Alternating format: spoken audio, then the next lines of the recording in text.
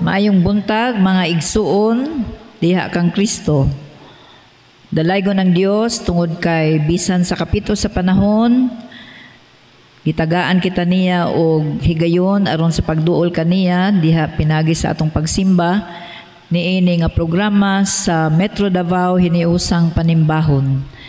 Adto sa atong mga kaigsuonan, atong mga pagtimbaya, gipaabot ngadto kanila asa man sila karon sa ilang panimalay o ngadto sa ubang dapit sa laing kanasuran, among mga pagtimbaya gipaabot nga kaninyo. Labi na sa ato ang pagsaulog karon sa ato ang Father's Day. So atong ipasalamatan ang Ginoo sa mga kinabuhi sa atong mga amahan sa pamilya. Ug hinaot nga ang panalangin sa Ginoo manaka nato karon samtang magandam kita sa ato ang mga kaugalingon diya sa atong pagsimba kaniya pinaagi sa espiritu o sa kamatuoran. Dalaygon ang Dios.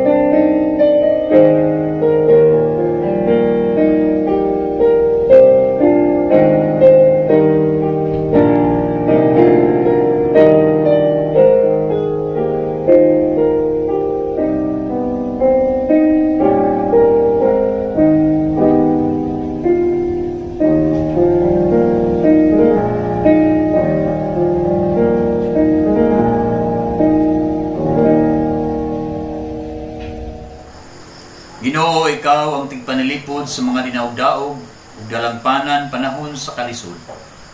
Nagasalig kanimo ang mga tao nga nakaila kanimo, kay wala mo man isalikway ang midangop kanimo. Awitin ninyo og mga pagdaig ang Ginoo nga naghari sa Zion, Imantala ninyo sa mga nasod ang iyang mga binuhatan. Nindugta o katong awiton, ang awit sa pagdaig.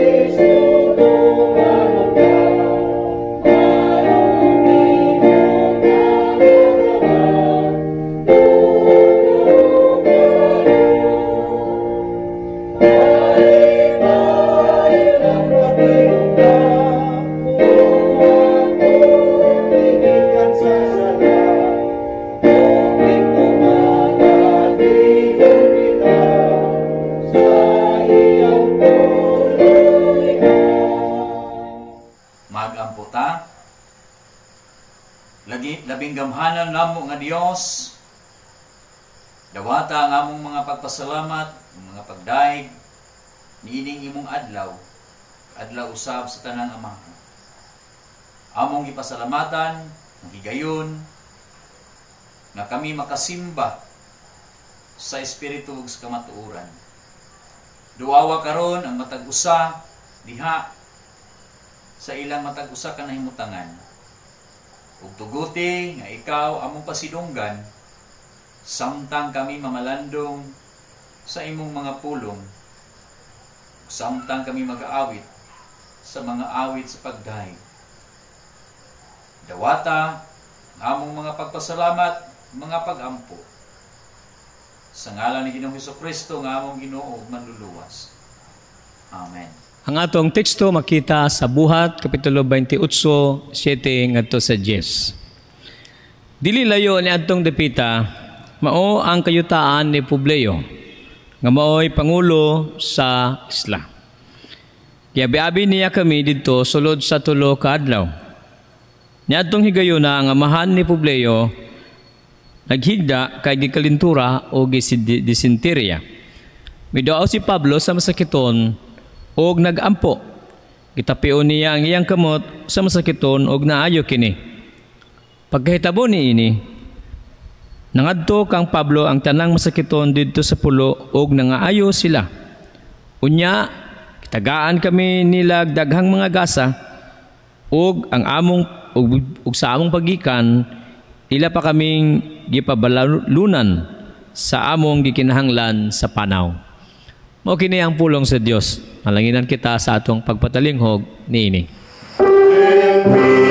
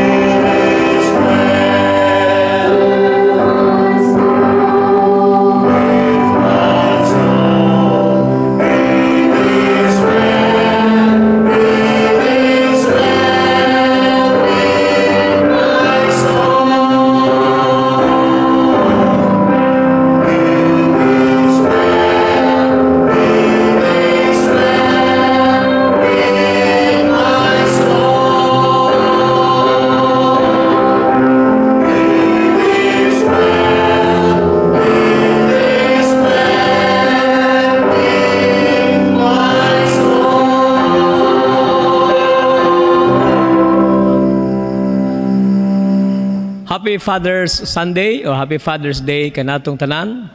Labi na sa tanang nagasubay niining hiniusang pagsimba dinhi sa United Church of Christ in the Philippines, Southern Mindanao District Conference, Central District. Malipayon kita nga magasaulog sa Father's Day o Father's Sunday bisan sa ikaduhang higayon nga naa kita ilalom sa pandemya. Ug ang atong mga paglaom nga ang mga anak ug ang mga sakop sa banay sila magahatag og pagpasidungog sa mga ginikanan labi na sa mga amahan bisan pa sa pagpasalamat sa mga buluhaton ug mga pagbuhat ug mga dedication nga gihatag sa maong mga amahan. Dunay talagsaon nga istorya nga atong gibasa ganina sa teksto. Usa ka amahan nga nasakit og kalintura og diarrhea didto sa usa ka isla ang gitawag og Malta.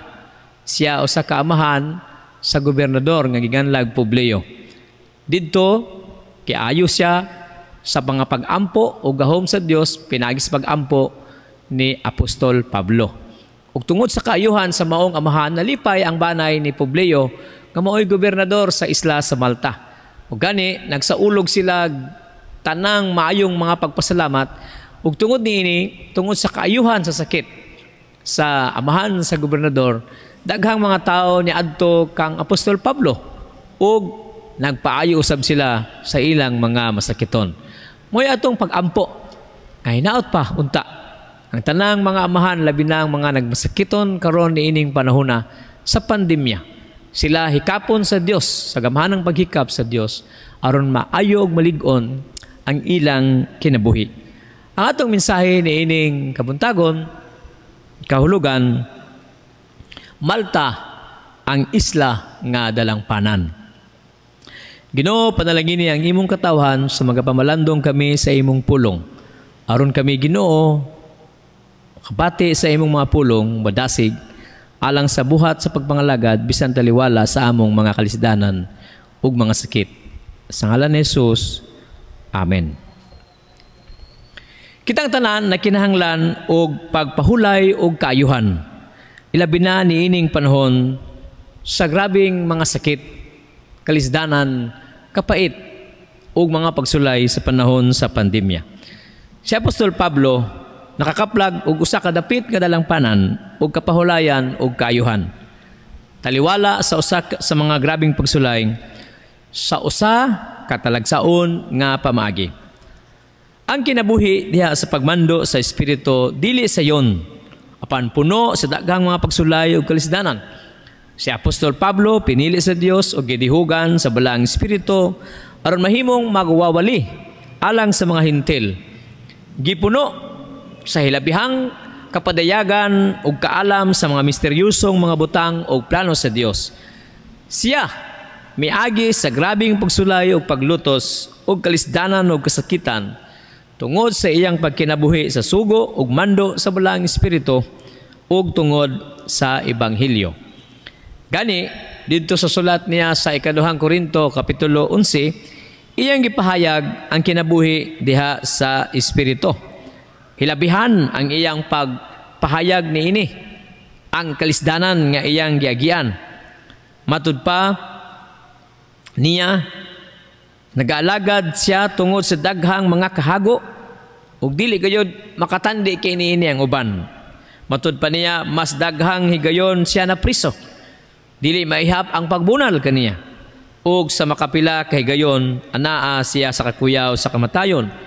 Sa 5 ka higayon gibunalan siya sa mga isig ka Hudiyo sa 39 ka lapdos.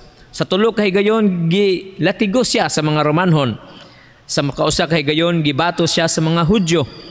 Katulo siya nakasinati sa kalunod sa gisakyan.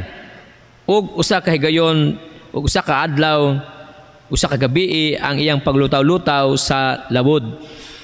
Sa iyang pagbiyahe nagkalain-laing lugar, ang iyang kinabuhi kanunay nahimutang sa kakuyaw. Nahimutang sa kakuyaw sa paglabang sa mga sapa, sa mga tulisan, sa mga isig ka Hudiyo ug sa mga dili Hudiyo, diha sa syudad, sa kamingawan, sa dagat ug sa taong nagpakarong ingnon nga sila mga kaigsuunan usab diha sa Ginoo. Nasinati niya ang kalisdanan tungod sa iyang mga buluhaton. Usahay gani wala na siya tulog. Usahay dili siya makakaon. Usahay dili gayud siya makakaon ug bisan gani makainom. Nasinati gayud niya ang katugnaw ug kakulang sa bisti. Gawas sa akong mga kasinatian matud pa niya nga wala pa maiskuti matag adlaw nagbalakas siya sa kahimtang sa tanang iglesia. Matud pa niya, kung may huyang sa pagtuo bation ko ang kagool o kung may magpakasala labihan gayod ang akong kasubo.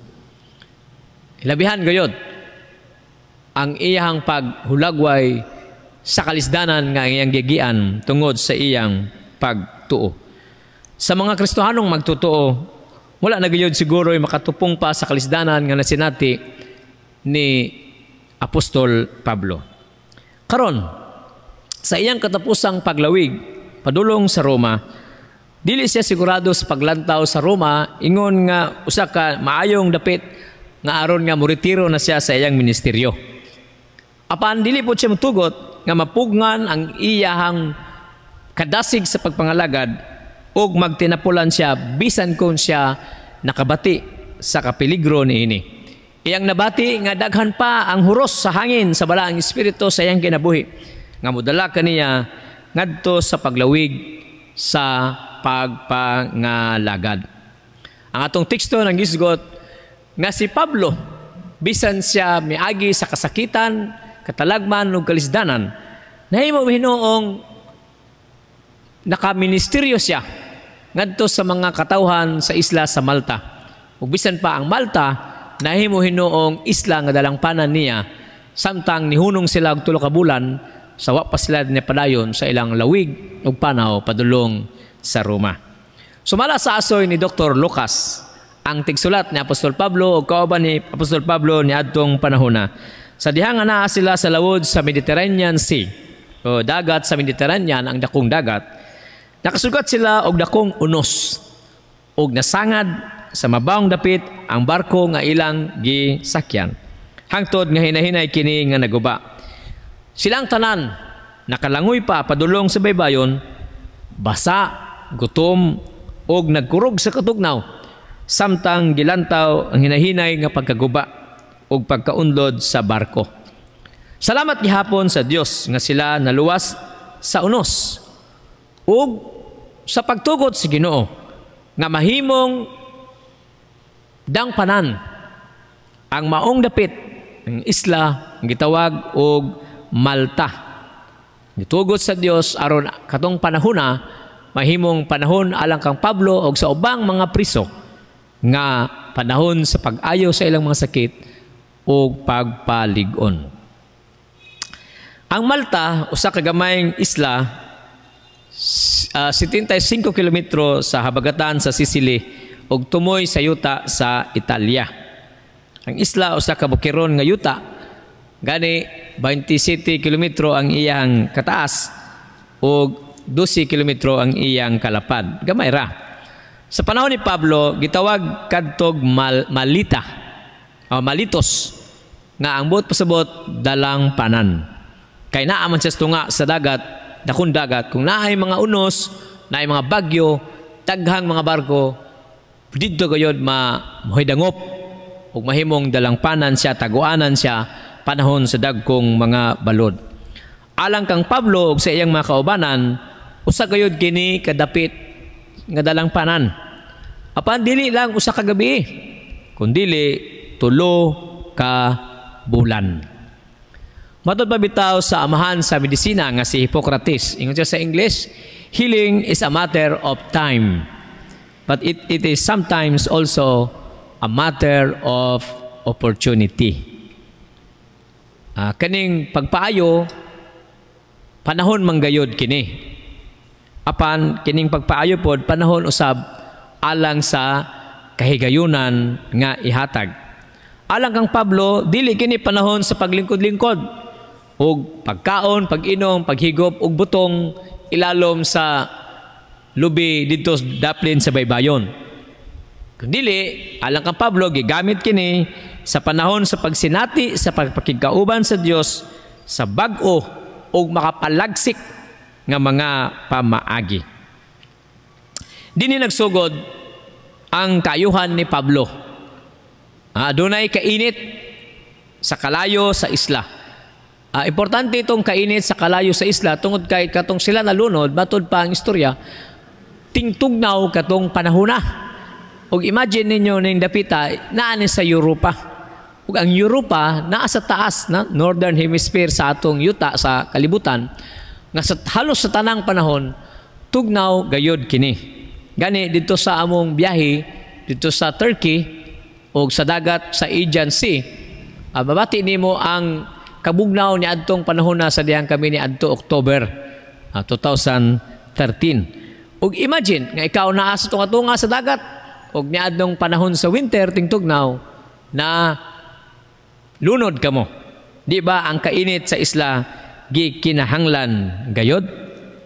So dinhi nagsugod ang kaayuhan ni Pablo nga emosyonal ug pisikal. Si Pablo mitabang sa pagluwas sa 275 katao gikan sa pagkalunod. Kadtong nagsakay sa barko nga iyang giluwas og daghan niini ang makauban niyang priso. Gani ningon ang kapitan ingon ang mga sundalo nga patyo na lang nato ning mga priso para wala tay bantayan kasi makaikyas siya. Apan ang kapitan sa mga sundalo, buot niyang luwason si Pablo mo nang wala sila hilabti. Ug si Pablo nakatabang nga maluwas silang tanan. Pero sa dihang tuwa na sila dito sa isla, si Pablo pa jud ang nipunit og kahoy. Tabang pa jud siya og sugnot. Unsa jud ka maayong sulugoon o kasing-kasing sa sulugoon ang anaa kang apostol Pablo. So dito na sila sa isla. Ikaluyan sila sa mga lumad dito. Samtang naghimo sila og daob alang kanila nga basa og gitugnaw, namunit si Pablo og kahoy, tabang lagi siya.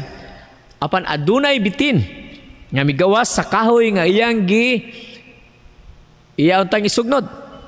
Ug ang bitin may balikos sa iyang kamot. Sa ato bang termino, grabe jud ang iyang pagkadimalas. Gidimalas jud si Pablo sa termino sa kalibutan. Dili ba igo ang iyang pag-antos sa kalisdanan? Bag-o lang siyang nakalingkawas sa pagkalunod, naglutaw, nag-anod-anod sa ngit-ngit nga dagat, ug wala gani kakaon sila sulod sa 14 ka adlaw. O karon bag-o lang silang nagpainit sa baybayon, unya napadyoy bitin nga mibalikos sa iyahang kamot. Now, dili ka na ang gibati ni Apostol Pablo, no? Kay bisan gani sa unsang panahon o bisan nga siyang ipakan o hapnapakan siya, no, sa bitin. Matod ba ang bisan unsang mupaak sa imong kinabuhi, iwaklira ka na ngadto sa kalayo ug mao kana ang gihimo ni Apostol Pablo. Wala kay madungog nga siya nagreklamo. Pero ang mga tao ug mga lumad sa Malta nangutana, ngano jud nga napaakan siya sa bitin? Unsa jud ba siya ka makasasala? Nagikastigo man siya sa Dios. Pero mas labaw silang nahibulong sa dihang ilaw tang gi-expect nga si Apostol Pablo human nga napaakan matumba o mamatay kay laman kadtong bitin. Apan sa dihang wala man siya naunsa, nag-ingnanay sila, usa ba siya ka Dios o gamay nga Dios? Now, makaingon kita nga sana all makaangkon o gahom ang tao sama ni ana nga kasinatian. Dunay gisulti si Ginoong Hesus dito sa sulat ni Marcos, sa Ebanghelyo ni Marcos 16, 17 o 18. O katong nahitabo kang Pablo, siguro example sa mga gisulti ni Ginoong Hesus mahitungod sa katapusang mga adlaw sa wa pa sinikayab. Matod pa dito sa Marcos 16, kini nga mga ilhanan makita diha sa mga tawo nga nagtuo kanako. Pinaagi sa akong gahom, magapaabog sila og daotan nga mga espiritu. Magsulti sila og ubang mga pinulungan nga wala nila matuni. Kung makakupot sila og mga bitin ug kaha makainom sa bisan unsa nga hilo, dili sila maunsa. ug kung ipandong nila ang ilang makamot sa mga sakiton, mga ayo kini. Akani gisulti ni Ginoong Hesus sa wa pa siya nikayab sa langit ug sa dihang iyang gihatag ang Great Commission. Apan si Marcos ra ang nakasulat niini sa tanan nga upat nga mga ebanghelyo. Ug mingon ta siguro kini mao ang example labi na nga makita nato diha sa kinabuhi ni Pablo, ni Pedro, ni Juan ug uban pang mga apostoles.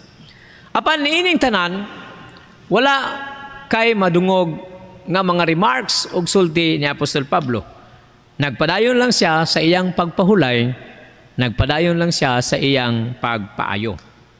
Mao kini ang katingad-an o kasagarang paglantaw sa mga tao.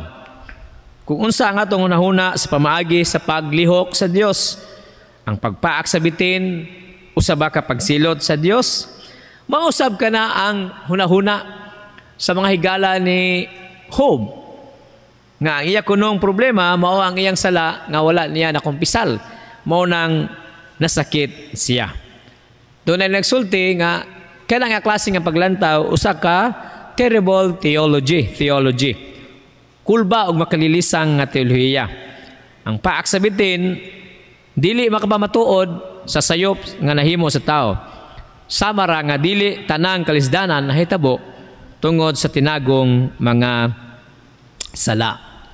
Doon na bitaw usa ka baseball pitcher nga ginganlag og si Dave Draviche. Nasakit siya og cancer. Miagi siya og operasyon sa iyang kaunuran sa iyang abaga. Mibalik siya sa pagdula og niingon siya, ang isyu dili gayud mahitungod sa atong kinaiya, apan sa kinaiya sa Dios. Ang Dios ba mao ang maluluyon nga Dios nga naghatag og bukol kung makasala ka? Muhatag ba siya og sakit kung mapakyas ka? O madaot ba ang atong mata kung sige tagtan-aw og mga law-aing butang? O mugahi ang atong ugat? Mubuto kung kita masuko? Ingon si David Dravici, dili ka na tinuod. Mausab ka na ang teolohiya sa mga Parisiyo kaniadto. Sama sa milagro sa kaayuhan sa usa ka buta nga giayo ni Jesus sa dihang nangutana sila, kinsa may nakasala? Kining tawhana ba o ang ginikanan? Si Jesus mitubag, dili siya o ang ginikanan. Kung dili, hitabo kini nga nabutas siya sa iyang pagkatao aron mapadayag ang gahom sa Dios ngadto sa katawhan nga nagtapok sa templo. Gani niadtong panahon na kiayo ni Jesus ang buta. Matod pa sa Salmo 103, wala niya kita siluti sa angay nga silot sa atong mga sala. Kay maingon nga dili masukod ang gilayon sa langit ug sa yuta, dili usab masukod ang kadako sa iyang paghigugma ngadto sa iyang nagatahod kaniya. Kipahilayo niya ang atong mga sala gikan kanato, sama sa gilayon sa sidakan gikan sa kasadpan. Maingon nga ang usa ka amahan maluoy sa iyang mga anak, maluoy usab ang Ginoo sa mga nagatahod kaniya.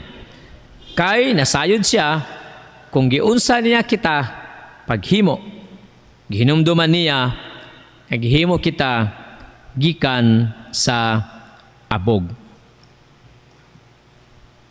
Tungod sa panghitabo, nabaniog ang talagsaon nga milagrong nahitabo ni adtong panahon na. Si Publius, ang gobernador sa isla sa Malta, nagtagad kanila sa tulo ka adlaw, board and lodging free. Salamat sa iyang pagka maabi-abihon. Unya, sa dihang nasakit ang papa ni Publius, mamanginganlan, sakit o kalintura o hilanat o diarrhea, dysenteria. Giadto kini ni Apostol Pablo, iyahang gitapyon niyang kamot o giampuan. O sa gahom sa Dios, naayo ang maong amahan ni Publius.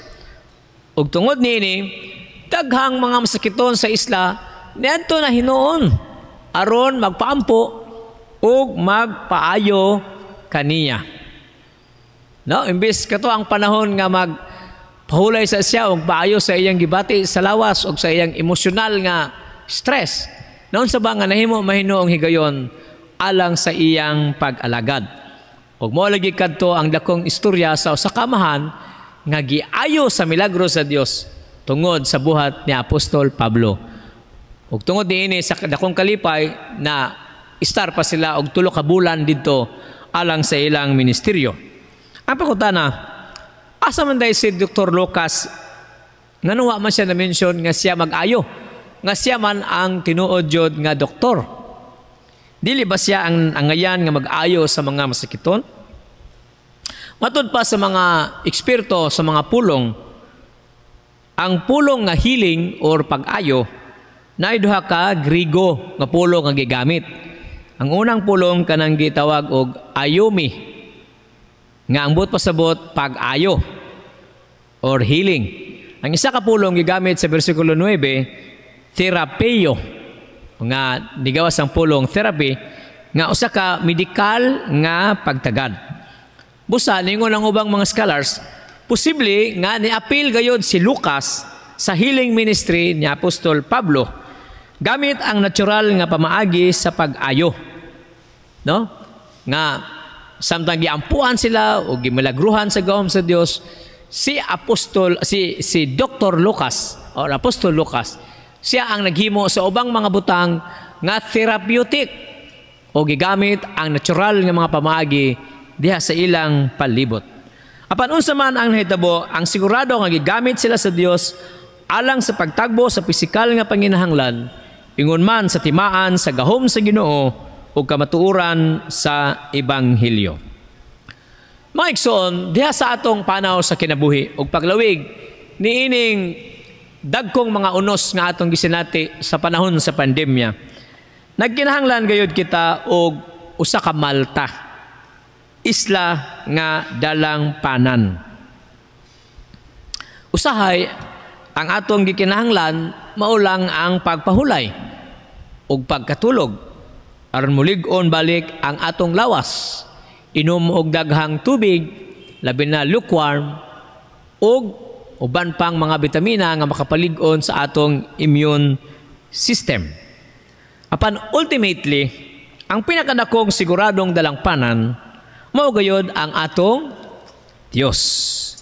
Matod sa Salmo 46, ang Dios mao ang atong kusog ug tigpanalipod. Andam gayud siya kanunay sa pagtabang panahon sa kalisdanan.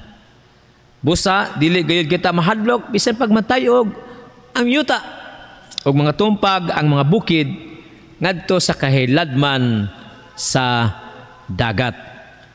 Matod pa sa Salmo 90, 1 ug 2, Ginoo, ikaw ang among dalangpanan, sukad pa kaniadto. Sa wala pa buhata ang mga bukid ug kalibutan, ikaw na ang Dios ug ikaw ang Dios nga walay katapusan. Dunay upat alang sa atong pagtapos nga makita nato nga pagtulon-an sa kinabuhi ni Apostol Pablo, siya nga nagkinabuhi diha sa balaang espiritu, pagmando sa espiritu, og siya nga nagkinabuhi diha bisan sa mga kalisdanan. Number 1, tumana og sunda ang mando sa espiritu masking asa ka man niya dadon sa iyang pagpangalagad. Asa man ta dalon sa Ginoo, asa man ta maabot, sunda siya, sumala sa buot sa Dios alang sa imong pagpangalagad labi na niining panahona. Kaduha, antusa ang tanang mga kalisdanan ug mga kasakitan sa paglutos kay kini kabahin sa atong pag-alagad ug sa atong pagsunod sa mando sa balaang espiritu. Katulo, bisan sa kalisdanan, gamiton ka sa Dios aron sa pagpalapnag sa maayong balita ug pag-ayo ngadto sa uban. Wow, sama kang Apostol Pablo. Bisan kita mismo nasakiton, bisan kita mismo gilutos, bisan kita mismo miagi sa grabing magsakit, dili ba maayo kayo nga gamiton kita sa Dios ngadto sa paghatag og paglapnag sa maayong balita ngadto sa uban? Kaupat, pag malig-on kanunay, kay andam siya moayo kanimo, ug mupabalik sa imong kusog, aron mahuman gayod ang imong misyon. Kay ang Dios maghatod kanimo ngadto sa isla nga dalangpanan. Gani, siya gayod ang dalangpanan alang sa tanan. Dalaygo ng Dios sa iyang mga pulong, hinaot pa nga kita dasigon niya kanunay sa atong pagpangalagad o malipayon nga pagsaulog sa tanang mga mahan niining adlaw sa amahan. Sa pagpasalamat sa kinabuhi nga iyang gihatag kanato. Amen. Magaampo kita. Dako ang among pagpasalamat kanimo Ginoo sa imong pagka-Dios kanamo, dili lamang karon bisan kaniadto, karon og sa walay pagkabalhin, ikaw nagpabilin nga nagpadayag sa imong kaugalingon, sa imong pagkaikaw pinaagi sa tulo ka bahin. Among gisaulog karon ang Domingo sa Trinidad. Ug among gituuhan Ginoo nga ikaw nga usa ka Dios sa tulo ka bahin nagpaila kanamo. Dili namo matugkad kini apan ang among kasinatian ug ang imong gugma igo na nga makahimo kanamo pagkumbinsi na ikaw buhi gayud, ug kung wala ikaw wala kami. Pahinumduman mo kami Ginoo nga aduna kay sugo kanamo. Mao kini ang pagwali sa ebanghelyo ngadto sa tibuok nga kalibutan. Hinaot o Dios nga magpadayon ug magpabilin kami niining imong tawag. Dili kami mosimang sa tuon ni sa wala o sa bisan asa, kundili padayon kami nga magsunod kanimo tungod kay gawa sa among pagsimba, gawa sa among paghimaya, gawa sa among pagpangayo sa among mga panginahanglan. Ikaw aduna ra gayoy usa ka sugo nga mao nga iwali kini ngadto sa tibuok kalibutan. Isulti nga ikaw nahigugma kanamong tanan ug nagpakamatay kanamong tanan ug nag-andam ug ganti nga kinabuhing walay katapusan ug nag-andam ug kasakitan nga wala usay kinutuban kung kami mapakyas sa pagdawat sa kamatuuran ug sa kaluwasan nga imong gihatag kanamo ingon nga grasya. Bisan tuod do na nay mga nagkalain-laing vaccine apan nagpabilin ang among sitwasyon nga ingon ini gihapon. Busa padayon mi nga malandong mga liya ug mga yugtabang kanimo. Luwasa kami Ginoo, luwasa kami sa tanang kadautan, sa tanang dagway nga mga makadaot kanamo. Luwasa ang mga panimalay, luwasa ang among mga ginikanan, among mga anak, luwasa ang among nasod ug uban pa nga mga nasod. Luwasa Ginoo labi na ang mga Kristohanon. Kung unsa man ang imong plano kanamo, matuman kini kay wala may makasupak niini. Panagaampo kami. Nakaluy-an nimo kami Ginoo ug imong ipalingkawas sa imong kasuko sa tanan nga imong ipahamtang sa kalibutan. Ginoo, kung aduna pa may mga pag-ampo nga naa karon sa among mga huna-huna ug kasing-kasing, pakigsulti kanamo ug tubaga kami Ginoo sumala sa imong kabubuton. Uban ni ang imong katawhan kung asa man sila karon nga nagauban ining Metro Davao hiniusang panimbahon. Ang imong pagpanalangin kanamo moabot unta kanila ug mulapnag ngadto sa tibuok nga kalibutan. O Dios, among gitugyan kanimo ang among kinabuhi ug among gihalad kanimo ang among pagsimba. Mao kini ang among pag-ampo sa ngalan ni Jesus nga among manluluwas. Amen.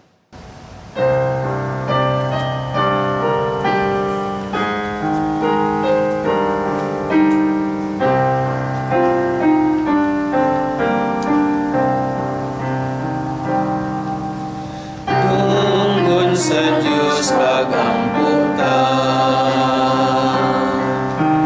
tunggon sa Diyos pag-ampo ka,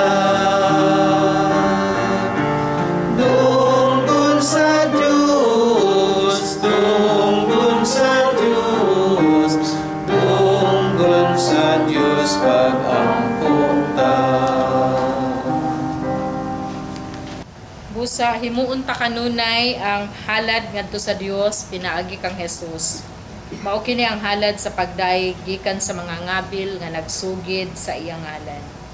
Ayaw kalimot pagbuhat sa maayo o pagtinabangay kamo kay mao kini ang mga halad nga makapahimuot sa Dios.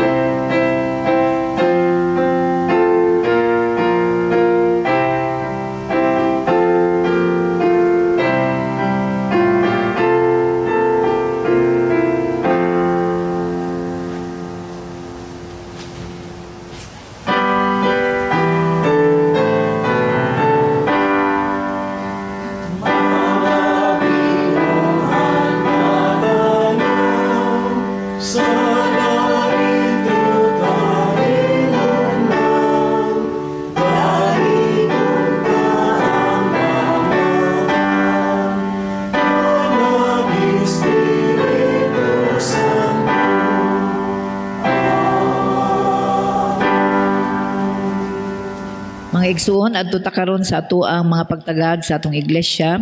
Una sa tanan, atong pasalamatan ang atong mga kaigsuonan nga nagpadayon sa pagsunod nining ato ang programa sa Metro Davao hiniusang panimbahon kada alas 6 sa buntag.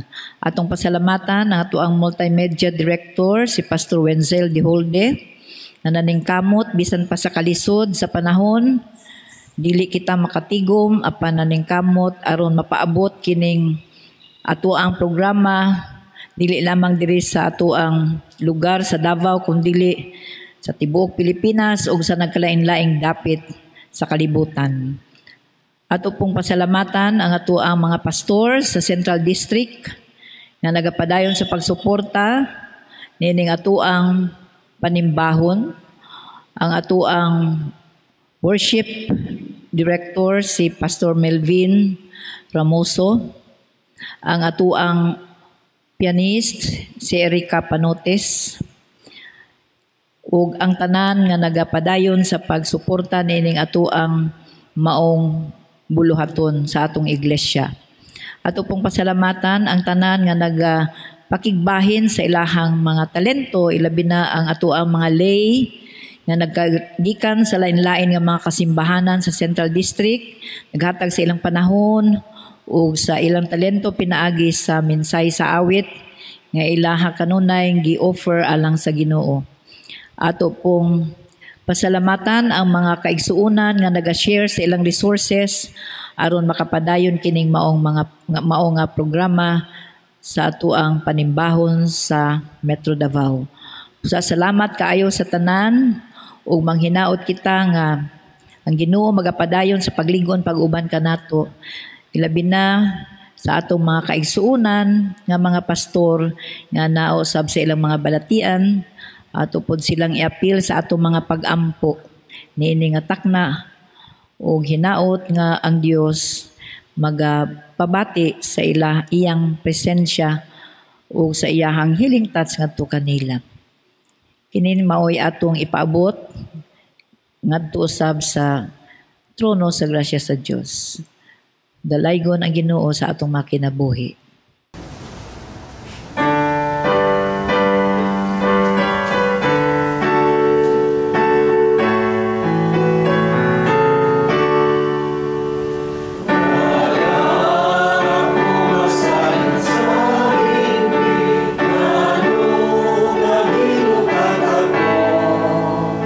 Me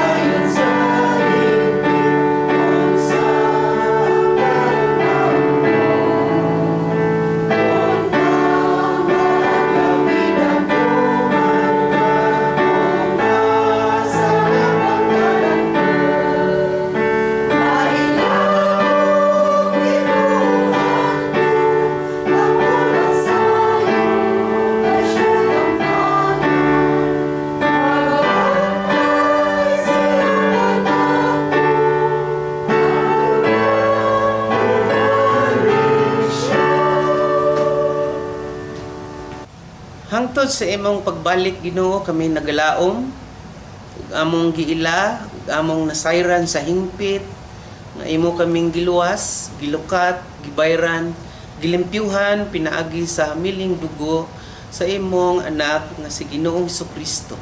Salamat Ginoo nga padayon ka nga makig-istorya kanamo, makigsulti kanamo diha sa espiritu kamatuoran, magabadlong, magabantay, magaatiman sa tanan ni mga katawhan kung asa man kami nimo gipadala, kung unsa mang mga ministeryo nga kami naa, mailalom kami sa imong gahom unta ug magpabilin unta kami kanunay kanimo Ginoo sa tanang mga adlaw sa among kinabuhi hangtod nga ikaw mobalik.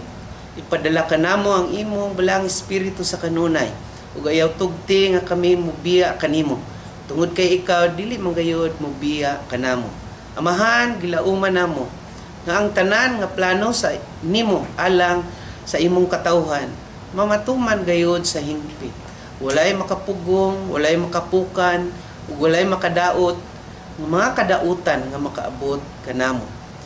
Batunan nato ang kalig-on sa Dios tungod kay siya naghatag kanatog paglaom ug kasiguruan pinaagi sa iyang pagkabanhaw.